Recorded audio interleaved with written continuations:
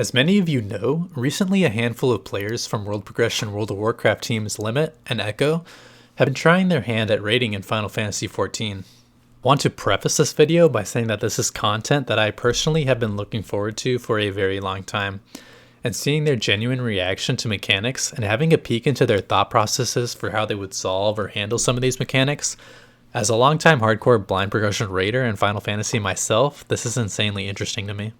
I've watched every minute of Echo's progression recently as they're nearing a clear on E12S now and completing every Shadowbringers raid, wrapping up the expansion for themselves. Their prog has been a blast to watch between all of their team banter and 5-head unique strat creation, and seeing how they solve some things that we solved very long ago. This would have been the case for Max and those he was raiding with as well. Early on, I was excited for every stream. I was even willing to moderate his chat when he was asking for volunteers because I knew I'd be there for the entire thing. To me, there is no better Final Fantasy content than watching competitive World of Warcraft raiding guilds attempt blind progression for the first time, especially after I had just done the reverse thing in Castle Nathria, having played solely Final Fantasy for 6 or 7 years now, and then going to try out the Mythic raids in WoW for the first time. However, very early on in Max's progression, I quickly realized that he's not actually attempting to do these raids blind at all, and instead he's watching video guides and preparing ahead of time, and this made me lose interest very fast. No one actually cares if you're blind or not, however, being disingenuous about it is what really gets me and some others.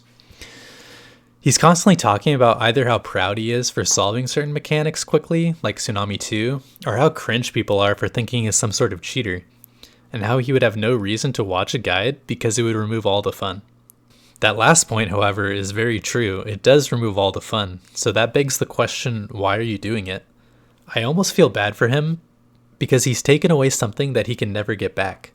The enjoyment from solving these things blind for the first time is a gift that we receive only once every 6 months or so, and not to mention the practice you get from each tier, being able to improve or become better at solving these things so that you're quicker the next time, or have a better gauge of what to look for or what to do to get as much info as you can in as little time as you can, if that's something you want to get better at. You don't get many opportunities to improve at blind progression in this game, and you've just wasted a whole lot of relevant ones. Once you're out of new content, you're at a bit of a standstill in that regard. Anyone who does blind progression or is in that top 1% of raiders in this game can see that he's blatantly cheating. It's just obvious to us. He might have those that are less experienced or those that are dedicated fans fooled to some extent, but what I want to do now is walk you through a handful of these insanely damning clips that some people have taken throughout his blind progression, and give a bit of my own input or my thoughts on each one, having progressed every tier the last few years blind myself. Unfortunately, I decided to make this video a few months after he first started raiding in Final Fantasy, so most of his earlier VODs are already removed and I can't go back and scour them for some more clips of my own, but there's plenty here to look through already. This first clip is from their first ever pull of E9 normal mode. Keeping in mind that at this point he still has not done any raid outside of this chain of raids, therefore not having done the 24-man raid World of Darkness that shows you how this cloud mechanic works and how longtime raiders should have pretty instantly known what to do. You like,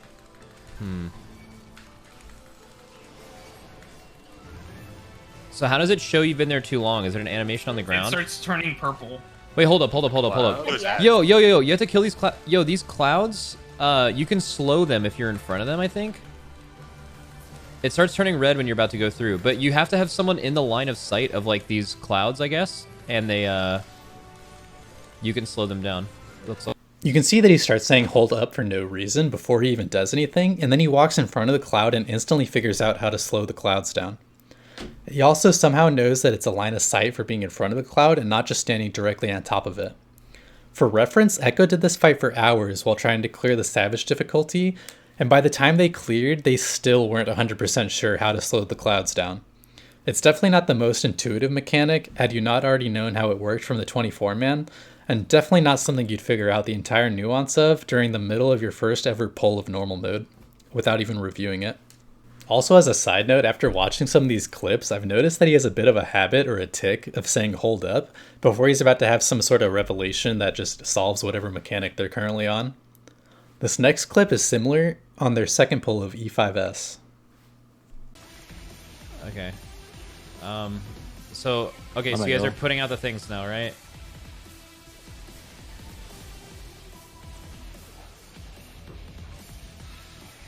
Hold up. Yo, y'all see that fucking knockback prevent? Yeah, you knockback prevent there.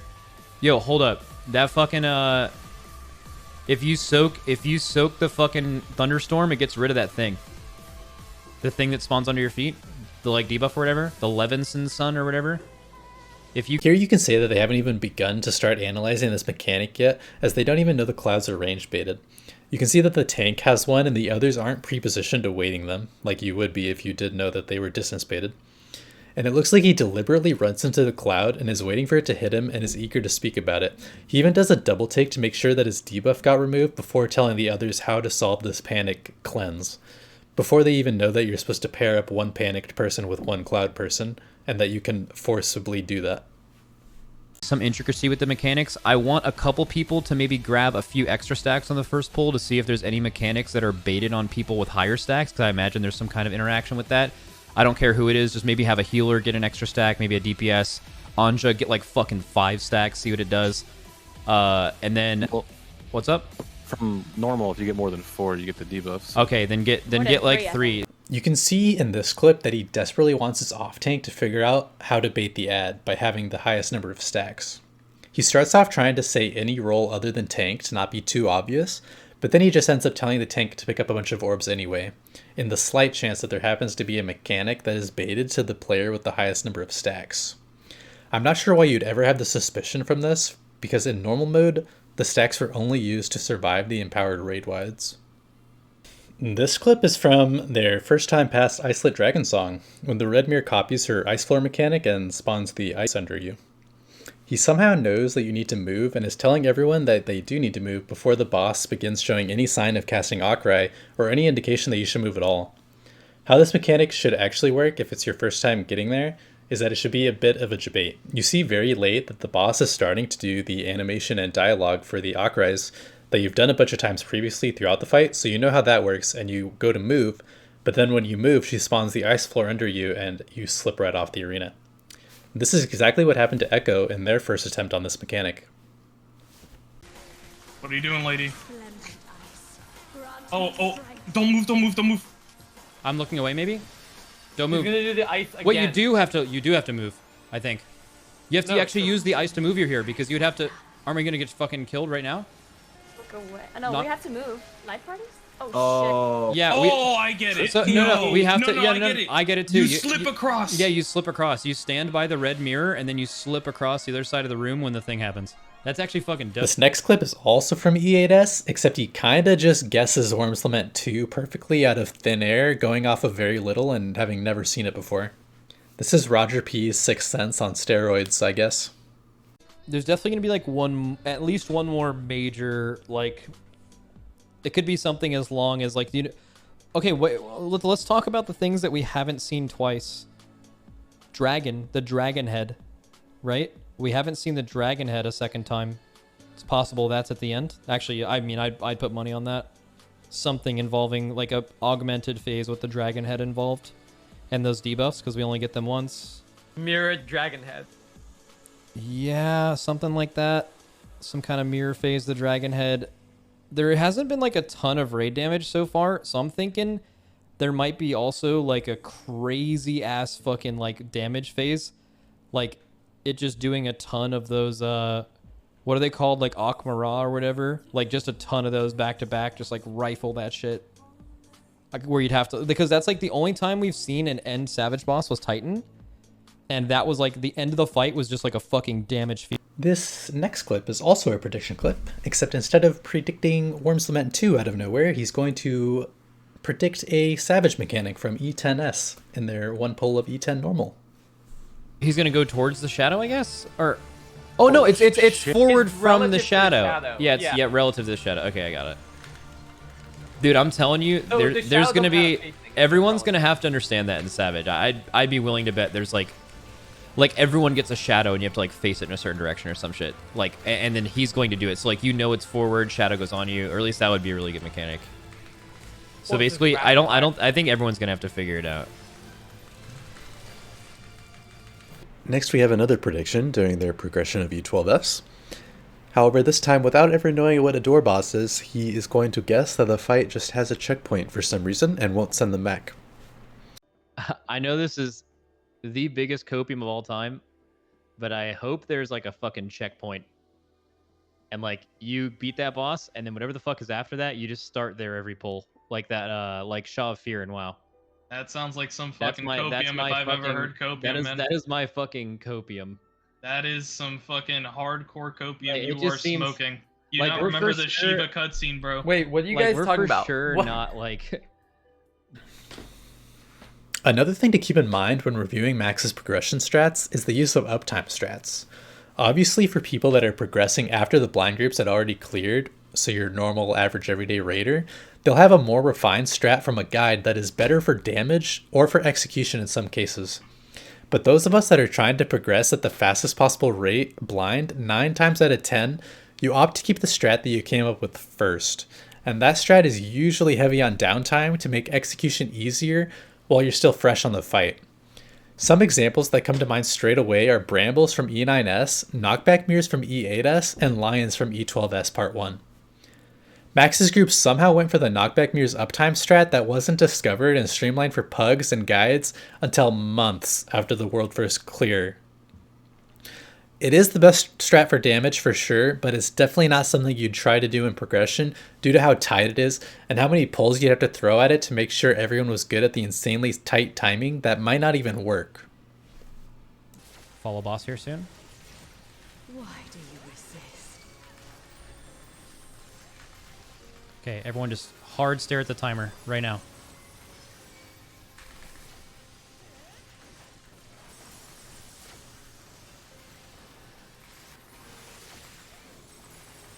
Press cams. I get games.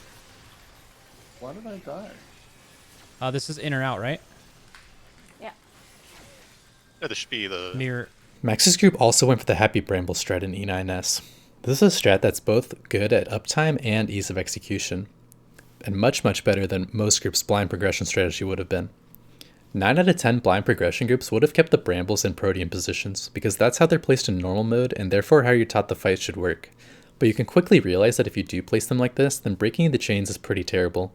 Though this is still the first fight, and many groups won't care about that and will just run around like monkeys until the chains break so that they don't need to waste an extra pull to try a new strategy, because the fight should be dead in around an hour anyhow. The handful of groups that do care about this though, will instead come up with a strategy that separates the DPS and the non-DPS to make breaking the chains easier. They'll also want to place the Brambles out of the way of the room or any other mechanics. This usually ends up with you placing 4 of them north and 4 of them south in a horizontal line so they're out of the way of everything. This is a very natural progression strategy and it's actually pretty close to what Echo started trying. They placed all 8 of them south and then it split off the DPS and non-DPS to the northwest and northeast.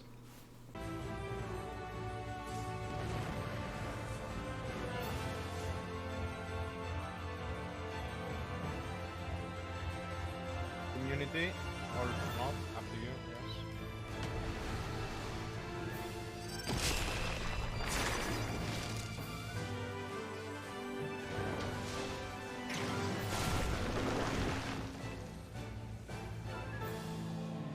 And then go back. Go back. Here. Also somehow opted from their very first ever poll, where people were just running around and dying to fire, to somehow do the Billy Lion strat, having hardly any info on how wide the cones are or where the safe spots had to be for the players that aren't playing the cone mechanic at the time, and just instantly figuring out all of the positions for this common pug strat. And you would rotate and do. Will this work? Yeah, this is like this is a pug strat. This is like the Billy strat. It's one of the most popular strats in the game. You move back, and you do the fire puddles, right? Like, and then tanks and healers be the same. It's just DPS. You guys are gonna. When I say this isn't a viable prog strat, so these spots are pretty finicky to locate. Well, first they don't actually know the width of the cones, which unless you get No matter what happens, multiple like, fucking POVs go or Nagura and Anjo, and right? cross-reference right. and test, So in this cross-lands scenario, isn't something you think of yeah, straight it would away. be on north here. It would be THD and cams, right? And then on south it would be. These next 2 clips are from the Warrior of Light Extreme trial. Now, these are the clips that I think are the most damning, and the most obvious that he already knows what's going to happen and is not truly blind. But no, like, I'll explain what I mean later. So look where the swords are going. I guess okay, swords are okay. So maybe over here, come over this side. Maybe that's okay. So there are multiple issues with this clip. The first obviously being that this is their first pull of normal mode and their first time ever seeing this mechanic. There is no way that he knows that the sword should be moving, yet a good 5 seconds before the sword even begins to move, he's already calling out to watch where the sword is going. There's about 150 different things that the sword could be doing here. There could be a knockback from the sword similar to a tidal wave in E3S, or a protean spread from around the sword like in Varus, but to just know that it's instantly going to move is a little strange. Not only that, but notice how he says swords, plural, rather than just one sword. This is because in the extreme guide he watched, he knows that there are 3 swords that each draw their own shape, and you have to dodge into the safe spot that isn't being drawn on. However, the first time you see this mechanic in normal mode, there's only 1 sword, and the second time you see it in normal mode, there are 2 swords. This is because, like in any other fight in this game, they like to teach you the mechanics first before throwing them at you in more complex ways. This last clip is my favorite clip. It's absolutely insane to me how anyone could possibly predict this. Even over predicting something like Worm's Lament 2 or the player shadow mechanic from E10S, which is already crazy enough on its own. He somehow knows that the boss will take 0 damage if you try to use melee limit break because it's some niche limit break boss. When his team asks if they should use the melee limit break, he is very hesitant to give the go ahead because he knows if they use limit break, the boss will cast Hollowed Ground and go completely invulnerable to damage for the next 10 seconds. They end up using the limit break anyway, and he's genuinely surprised how the boss takes any damage at all because he was expecting it to go invulnerable. However, what he doesn't know here is that if you cast LB3 while the boss is cast locked, it actually can't use the Hollowed Ground, and that's exactly what happens. Notice his surprise at the end, and he even asks if the boss took any damage. We want a melee DPS limit break? We don't know. He's like 4%, bro. I feel like I feel like we don't know how it works, but it's a weird limit break niche boss. Maybe like doing DPS limit break does some weird ass shit. Taunt it. Yeah, you taunt. I'm slurping to you. Just honestly hold it in case something goes. I don't know. Do you guys? I think we. Do you want to send it? Just fucking send it, bro. I don't know. Alright, fuck it. I'm sending it. Yeah, bro. just send it. I feel like it's gonna do some weird shit, but Skip these fucking mobs, bro. Fuck soaking. wait, did he take any? Yeah, you did damage. Oh, Yeah, he... I want to be very clear in that I don't think that this is a group effort, and I only think that Max himself is cheating. I find it very ironic that on some occasions Max is suspicious of his own teammates and believes that they might be cheating or knowing the fights beforehand as well. There was one day in particular where Max was very suspicious of THD and constantly typing to his chat that he believes that THD might be cheating. There's 4 safe spots. Or whatever. Yeah, there's 4 safe spots and there's 4 soaks, which means you would just need to send a healer and a DPS to each marker. We can pre-assign that. And then if we ever get axe kick, we know to He's safe for axe kick and immediately spread in our normal. How did he cardinal know and the that? Cardinal, probably, right? How did you know that? Because What? we spread right here. No, And I'm rewatching the VOD. the four safe spot thing. Oh shit, yeah, I'm dead because of that. So Then these dragons are lines, and you just bait them to the sides of the room, right? How do you know this? It just makes sense. See, I've seen it before. Well, yeah, where have you seen it before? Leveling, man. That's why you gotta level. Dude, leveling's the strat.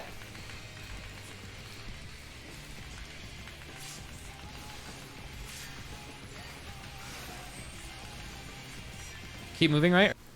The last couple things I want to say is that I want to thank Echo for being genuine and truly attempting all these raids blind. It's been extremely fun to watch your progression, and it's super interesting to me to see how you guys go about thinking things versus how we might have done in the past. I also think it's very cool that even though this content is over a year old now, you guys have still created strats that not a single group has done before because of how original they are. Your progression compared to this maximum group, it's like a night and day difference, and it's very refreshing to watch you guys actually do these things blind. I would say that it would be cool to watch Limit progress in the next tier and see how well they do in the next expansion, but Max has already said that they're just going to copy whoever the furthest streaming group is at the time, because that's what any other progression group would do. I don't necessarily disagree with this if that's what they want to do to place as well as they can. However, I hope they can consider actually playing the tier blind this time, because I still think it would be interesting to watch. I would rather watch them not figure out a mechanic for 5 hours and constantly wipe to it than to have them have watched a guide ahead of time and just one-shot it. That like, there's almost none of these people left, but there's definitely a group of people that I don't know why are like just like convinced that we watch videos on these, which first of all would be the most insane thing to act and just like pretend like we haven't and then all watch them, but like it actually doesn't even make logical sense that we would do it, because like us watching videos and doing it blind, we gain nothing from that. You lose all of the fun. You know what I mean? Like, you lose all of the fun of figuring it out. If you don't like me or don't like us and you join our stream and we ever figure out a mechanic, your mind is initially going to be a skeptic and be like, huh, bet they looked that up. But like, if you look at all the bosses we've done, if we as a group collectively have looked up guides, do you know how fucking embarrassing it would be that it took us sometimes like a whole day to kill one of these savage bosses and have the wrong strat? That doesn't make